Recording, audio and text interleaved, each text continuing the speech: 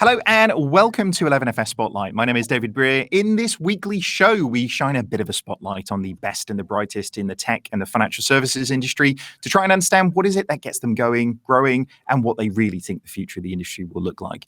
On today's show, I'm delighted to be joined by Charley Ma, who is the GM of Fintech at Alloy. How are you doing, Charley? Thank you very much for joining us. I'm doing well. Thanks for having me. Very good, very good. We're going to be talking a little bit about your background, your career, and what it's like actually supporting early stage companies through angel investing, as you've done as well. But before we get into that, can you tell us a little bit more about your role at Alloy? It's a particularly interesting one. Yeah, so a quick high-level pitch on Alloy. We provide an identity decisioning platform that enables financial institutions of all shapes and sizes to easily connect into all the different data sources they could possibly care about for the purposes of streamlining kind of onboarding and meeting KYC requirements for transaction monitoring and much more. And so as my role as GM of Fintech, I joined earlier this year and so responsible for defining and executing our strategy for growing our fintech business, particularly kind of focused on tech forward companies that are using our platform and doing whatever I can across go-to-market and product to expand that business. That's fascinating because, like you say, the bar for good onboarding within financial services and more broadly really has been reset, hasn't it? And as you say, there's sort of two ends of that spectrum. It's no longer do customers expect to go and fill some forms in and go into a branch, and that just doesn't cut it anymore, does it? So and you guys are really at the forefront of that change in terms of really making it easy. Minutes of onboarding is kind of where the expectations is, isn't it? Yeah, no, I think it's the average consumer expects, I think, everything to be real time now, and being able to offer that within financial services, I think is uniquely challenging, and that's something that we work with a ton of our clients around. Yeah, it's interesting, isn't it? It's no longer making an application; it's downloading an app, isn't it? It's that, and that's really people's onboarding for things. And we'll unpick that a little bit more in a second, and obviously identity in itself sort of breeds almost an hour's worth of conversation, I think, just in that sense. But maybe if we stick with you for a little bit, what sort of brought you to this point today? I mean, tell us a little bit about your background. Tell us a little bit about your experiences. Did you expect to be working in financial services at this stage? I did not. I sort of stumbled my way into financial services and into fintech. Yeah, if you asked me when I was in college that I'd be working and spending a significant portion of my life trying to help solve KYC, I don't think that would have been on the top of my list. But how I ended up kind of here was I grew up in the Bay Area, but long story short, in college, I thought I wanted to go and get a PhD in biophysics. I did, as it's obvious, I did not pursue that path. But my junior year, I realized that, okay, great, I need to figure out how to get a business role. So I was lucky enough to get an internship and begged my way off a wait list, actually, for an offer to JP Morgan within their transaction banking division. So the internship was actually not the most exciting internship in the world, but it was actually extremely eye-opening of just kind of how much of a need for new technology within our transaction banking products was kind of necessary. And so ended up getting this kind of weird interest in payments coming out from college. Ended up going back to JP Morgan post-college, spent a few years doing a variety of product and strategy roles focused on payments. And then ended up joining Plaid as kind of my first real startup experience in 2015. And then kind of since then, I've stayed in the fintech industry ever since. That's really interesting, and Plaid's in 2015. That's not a bad company to join to grow so dramatically. With obviously as Plaid sort of grows as well. But it's fascinating that you've seen both sides of the industry, right? You've seen the incumbents with JP and everything that comes with that, and fintech. I mean, how different do you see both sides of the fence essentially? And I mean, do you? I was a banker for 6 years. I've got a lot of empathy for banks and people in banks about how hard it is really to make the scale of change happen. So you must see a lot of that as well. Yeah, no, I agree. I feel as though the naive fintech response is always, oh, these banks don't want to create, digital first experiences, and they don't know how to build, best in class products, and that's something that's not interested in them. And I think that'd be farthest from the truth, right? I think when you go in and talk with execs within these financial institutions, particularly the larger ones, that is something that is top of mind, and that they want to offer best in class products. But I think the thing that I realized kind of being at JP Morgan is that it is sort of the culmination of hundreds of years of mergers and acquisitions, and you sort of bolted on all of these different pieces of technology, and the amount of technical debt is actually kind of astonishing to watch internally, and being able to kind of navigate through that, being able to change processes, being able to kind of completely turn around how things are built and the way things are done, and even what technologies are being used in the bank is extremely difficult. But I do think that a lot of the banks nowadays are definitely waking up and starting to figure out how to move a lot faster. Yeah, it's interesting, isn't it? That's the lesson we hope the industry is almost sort of learning. We talk a lot about it's not just what you do, it's the way that you do it, and the way that organizations are structured when they're, really embracing digital, really embracing an agile working, and supported by technology that can actually allow them to work in that way. It just feels different, doesn't it? I sort of jokingly, albeit slightly in a PTSD type of way, joke. It's like 90% of my life in a big bank was convincing people what to do, and only 10% of it was doing it. Whereas actually in a startup, it's the other way around, isn't it? Which is, a gift and a curse. So, I mean, with Plaid, obviously, you will have seen very different scale of growth there as well. As the company grows, different things work and different things stop working. And we've definitely found that at 11FS. I think we've broken every process we've ever put in place because of growth. But that must have been an amazing journey as well. No, super, super lucky. Yeah, no, I think that it's funny. I think when I was in JP Morgan, one of the teams that I was on, we thought of ourselves as a kind of a mini startup within JP Morgan. And then I joined an actual startup, and I was like, it's a completely different ballgame, right? Turns out when hey, if you need to figure out how to get revenue for the company to actually survive, it's a very different incentive and driver to how quickly you can move and build, and a lot less deck building, I would say, with Plaid versus working at a bank. Yeah, it does. Imminent bankruptcy. It focuses the mind somewhat, doesn't it? It I have really to say, does. but Yeah. that's the life of an entrepreneur. I mean, something else that you've done. You've done a lot of work. I mean, I've read some really great things that you've put out. You write for Fintech Today with Ian and I the do, team yeah. over there. I mean, documenting those things that you've seen and the experiences that you've seen. I mean, the thing that really sort of shines through, I think, with the things that I've read on Fintech Today that you've done, you're just really passionate about the industry. You seem almost fascinated by all of the change that's happening, and I really relate to that. It's an amazing period of time to be working in the industry, isn't it? Yeah, no, I think I've gotten really, really, really lucky to be able to have a kind of firsthand seat and seeing kind of all the changes that just even have happened in even the last 2 years. I think has been pretty crazy. I think I most recently wrote a recap of what happened in 2021, and it ended up being like, I think it was like 6, 7 pages, and I was like, I need to cut this down. Like, way too much stuff has happened just the past half year, and there's still so much stuff that's happening now. It's hard to keep up. Yeah, it's amazing, and it's no longer just big announcements around big raises. It's significant changes, isn't it? We talk about the fabric changing.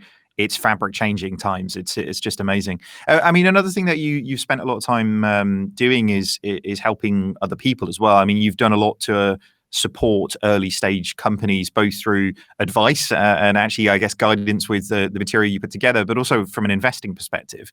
Tell us a little bit about that. I mean, how has that sort of changed the dynamic, or even how you think about those things? Because there's a lot of different talk about, do you invest in the founders? Do you invest in the idea? How have you found the right mix to sort of know how to help people, but also what good looks like? Yeah, I think I have a particular sort of angle and lens as to why I decided to kind of go into angel investing. And so my whole thesis and rationale around it was, historically, I've really enjoyed, I think, joining joining startups in the kind of earliest stages as an early business hire at those companies.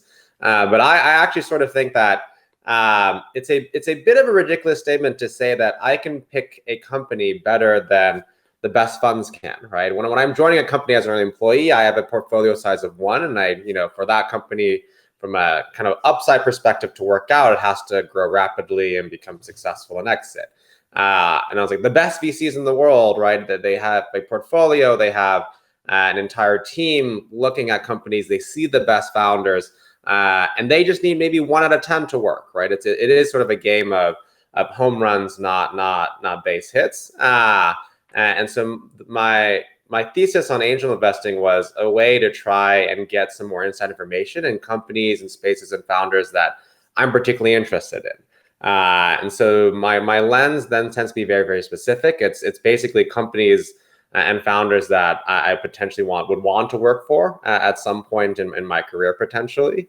And so I tend to just invest in B2B fintech infrastructure, things that I think grok pretty quickly, but I'm just particularly interested in that. I also think have a skill set that is useful or relevant to those founders or those teams in the earliest stages. And so I think, whether it's like founders or markets or products, it's I sort of describe it. I'm usually 51% market, 49% founder, where I do generally care about the market that that they're trying to attack and how they're thinking about it, and is there an earned secret into that market. But then I also do care very much around the founder and or the founders and why they're building this company, why they want to spend the next potentially 5-10 years of their life consumed by building this entity. And I think those combinations of things are really important.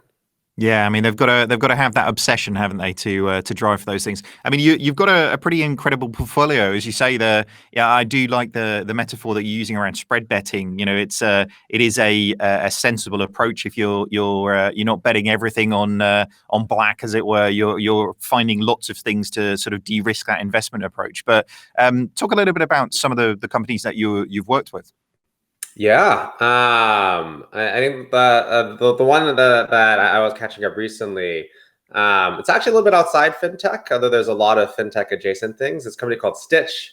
The founders were ex-Plaid, which is how I got connected and got to know them and was really admired for their work. And I think there are a couple of people that I told them, whenever they left Plaid and decided to go work on their own things, like I will write a check for whatever they work on. And so what they ended up building is a developer-first platform for passwordless authentication. And so enabling companies of all shapes and sizes to more easily offer passwordless authentication experiences via sort of an API-first strategy. And a lot of the work and a lot of the companies actually built upon a lot of the kind of R&D and work that they built while at Plaid, which was kind of a great story there as to why they're building the company and the market that they're attacking. Yeah, and like you say, there's 1,000 different slices of different problems to attack, isn't there? So there's going to be just an amazing amount of opportunities in there. I mean, have you made any investments yet you'd regret, or is that probably too difficult a subject matter to talk about? Nothing that I regret. I think that because of the lens that I go in on, right? I think that I'm not really in angel investing to make money or to make capital, right? It's really more of a way to get inside information and to get optionality. And for me, doubling down is me joining a company, right? So if anything, my most concentrated bet is really currently Alloy, where I currently work at, and at some point it might be another one of these companies if Alloy moves on to other greater things. And so nothing that I regret so far whatsoever. None of the founders have stolen my money. I think everyone's, just tried to build something as best they can, and that's all I can ask for, I think. It's interesting, isn't it, to stick with that, spread betting metaphor. I mean, bizarrely, it's like betting on the boxing, but you can influence the outcome, right? Because that, obviously, with your experience, with your advice, and actually, as you say, with really helping these organizations both either through connectivity or strategically, then actually you can sort of influence the outcome to a certain degree, can't you? I mean, and this is one of the reasons I think people who have got great connectivity, people who've got great experiences, particularly both sides of the fence. And I think the B2B fintech space, particularly because of the relevance not only to small players from a scaling perspective. But when you start talking about organizations that can help solve, multi-billion-pound problems for single organizations, then the scale potential at this stage is really exciting, isn't it? Everybody's so fixated on B2C fintech, but the really exciting stuff, I completely agree. I think it's B2B. It's where all of the big problems are, isn't it?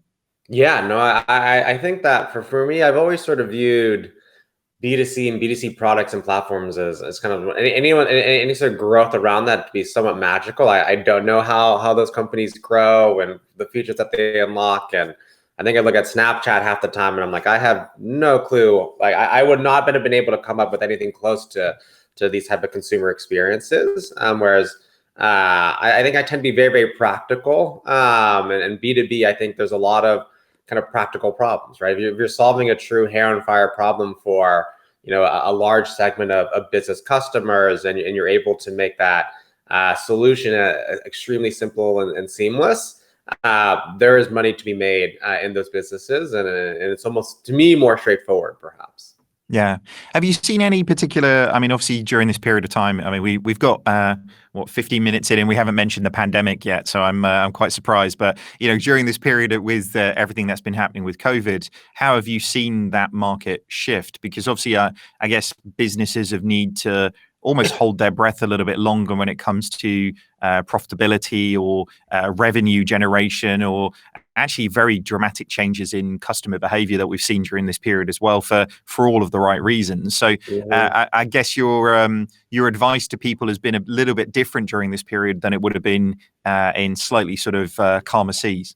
Yeah, I think it depends on the stage of the company, right? I think that I'm usually investing in pre-seed or seed, so at the sort of earliest stages as possible. And for those companies, I think in regards to like the key is getting to product market fit or signals of product market fit as quickly as possible, right? And so it's not conserve capital and preserve runway necessarily. I think that stuff is important to keep in mind.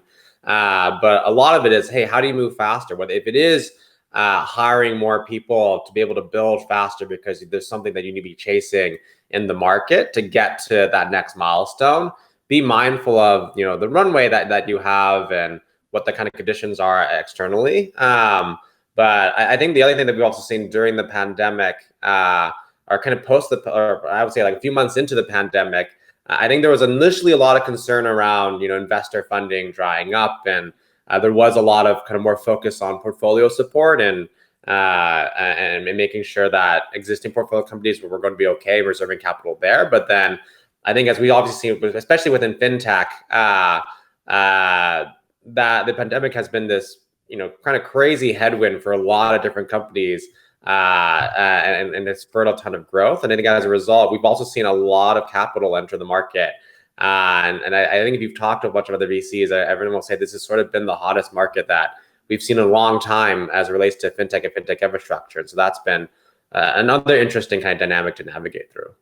Yeah. And have you seen that all the way through the investment cycle? Because obviously, as you say, there's large funds that have money to deploy for sort of Series A, Series B, and beyond. But have you seen that equally at the angel investing side? I would have thought with times being a little bit more tighter and a little bit more precarious for every individual, then actually it's those really, really early stage companies that might have struggled a little bit more than potentially a Revolut who's got all of the momentum behind them and customer traction essentially. I think it's a little bit of a tale of two worlds, which is kind of weird to be in, right? I think that on one side, we've had the most fintech exits that I've seen in a very long time, right? And I think that means that there's sort of this feedback loop of successful founders and operators getting exits for the first time, and then having excess capital to go and deploy and support the ecosystem. And so that sort of further enriches the angel networking ecosystem.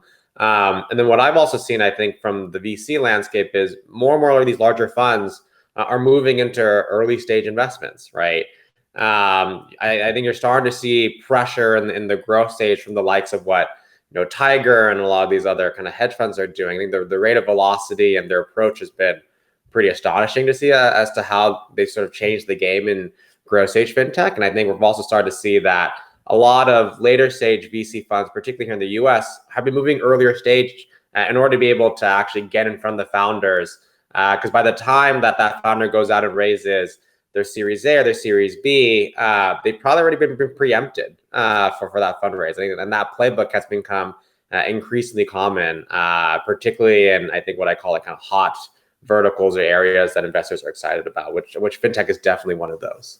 Yeah, it's interesting, isn't it? When you stand back from that model, there are not many organizations that really get to, maturity, as it were. And when I say maturity, I'm talking, Stripe and these types of organizations that get to real scale, because, as you say, almost on the road to maturity, essentially they're bought by bigger companies, and as you say, that's great for the founders who exit. But really, does it change the industry? In some instances, it can do, but in some instances, it's sort of consolidation around the previous power structures, if that makes sense. So, do you think that? Almost how the model is set up, I think it incentivizes that type of behavior. But personally, I'd really like to see more big players get to that scale where they actually can become more dominant at scale than just acquisition opportunities for a large technology player down the scale, if that makes sense. But again, it really depends on what people's objective is when they're starting a business, doesn't it? Yeah, no, I definitely agree with that. Yeah. It's fascinating to see. I mean, one of the things that obviously you've seen a lot of deals, you've seen a lot of opportunities. What you've sort of covered a little bit about the type of size of organization, but what would be your sort of ideal investment if somebody's listening to this or watching this and they're like, do you know what? I've got a great idea. I've got a great team. We've got some traction. What would they have to sort of look like? And I guess at the end of this, it's going to be, what's your email address? Because I reckon a lot of people are going to want to get in touch with you. Excellent. I would say, honestly, I would say my criteria kind of changes and depends upon, what's the problem that they're solving for, right? And I have kind of a framework that I actually got from Plaid when we were hiring. We have this framework at Plaid where I think if you're building, if you want to build, an incredible team, I think like the NBA analogy is a pretty good one, right? You're not going to go out and hire a bunch of, generalists that are sort of good at a little bit of everything. You really want to hire people with specific skill sets that are potentially kind of world class and build complementary teams around that, right? And then every single kind of season, that also those skill sets have to change and be refreshed depending on what happens in the market and depending on what you're trying to build and what you're trying to do. I think kind of very similarly when it comes to company building, I think different founders have different areas that they spike on, right? You could have founders that are just amazing at selling a product and selling a vision. You could have products that are founders are just amazing at building world-class products or being like amazing at engineering. I think there are different things that I look for in terms of like spikes around what the founders bring and what the team is doing and how they're thinking about the problem set. And then I go in and think about, okay, are those spikes, the things that are important to the problems that they're attacking, right? Like if someone comes in and says, I'm going to build, a new machine learning model that's going to solve all the fraud for the top 5 banks. You're going to bet the one thing I'm going to care about and push on is, okay, like how are you going to sell them to these banks? Do you know how to navigate through a large bank conversation? Can you survive a 1 to 2 year sales cycle, right? How do you sort of get to product market fit there? I'm not afraid of a large enterprise cycles, but you better have the team that can tackle that. And so I tend to kind of change my criteria depending upon the market, but pretty open ears, I would say. Yeah, it's an interesting one. Many a great technology solution have died in a procurement process somewhere, haven't they? And it is an interesting challenge. Yeah. I guess we always like to ask the sort of point around what's the advice you would give to your younger self? Because I mean, you've done a lot in a very short period of time, but even still, I kind of feel there's always things that you would want to sort of nudge yourself to accelerate that growth a little bit. So, what would be your advice to your younger self? Yeah, I would say optimize when it comes to making decisions, whether it relates to jobs or careers or really anything. Like optimize kind of being around the best people possible. I think that when I think about sort of roles and opportunities, particularly like early stage startups or just in general, right? It's very hard to make a full conclusive decision around, is this going to be a really great, company? Is it going to be meaningful, money wise, et cetera, right? Like all of that is kind of up to luck to a certain extent, and you can create some of that. But the one thing that you can optimize for, generally you can, is the people that you're surrounded with, that you're working with, that you live with. And I've always found that when I've optimized for those decisions in terms of optimizing for like the managers that I work for, the roles and the people who I'd be surrounded by that tended to result in better outcomes versus kind of other things. Yeah, I mean, there seems to be a real consistency to people who are really successful in what they're doing, which is that feeling of self-awareness that drives that outcome.